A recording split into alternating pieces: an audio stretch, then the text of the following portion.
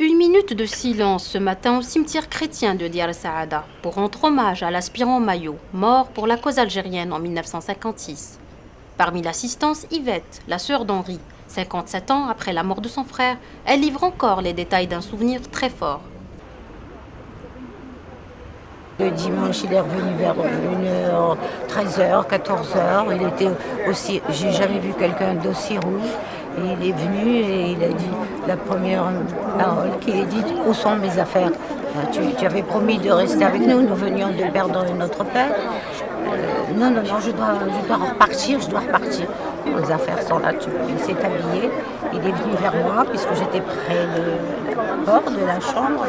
Et il m'a dit: embrasse-moi. Je lui ai dit: non, je t'embrasserai pas parce que je suis fâchée avec toi. J'avais promis de rester avec nous. Bon.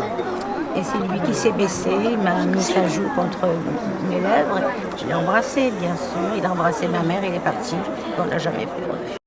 Cet enfant de Bab El-Oued, membre actif du Parti communiste algérien, le PCA, a approvisionné les montagnes d'El Ouarsenis en armes de pointe. Ça s'est passé le 4 avril 1956. Mayo, soldat et chef de convoi, détourne un camion d'armes avec la complicité d'un commando du PCA. Selon l'historien Mohamed Rabbah, cette opération a eu de grandes conséquences. Et c'est avec les armes de Mayo qu'ils ont fait des embuscades et qu'ils ont réussi à avoir d'autres armes. Ahmed Rebello, quand il a vu arriver les armes, quelle aubaine, il a dit, quelle aubaine, parce qu'il n'avait que des fusils de chasse, quelques revolvers.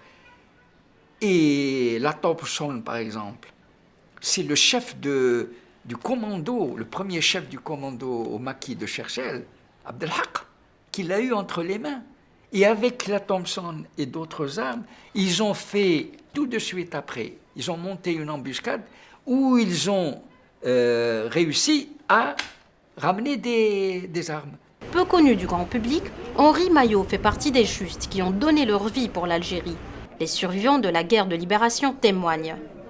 C'est la moindre des choses, que nous puissions rester ici à côté d'Yvette Mayo, sa sœur qui est toujours là, sa mère et sa grand-mère, la grand-mère de Mayo.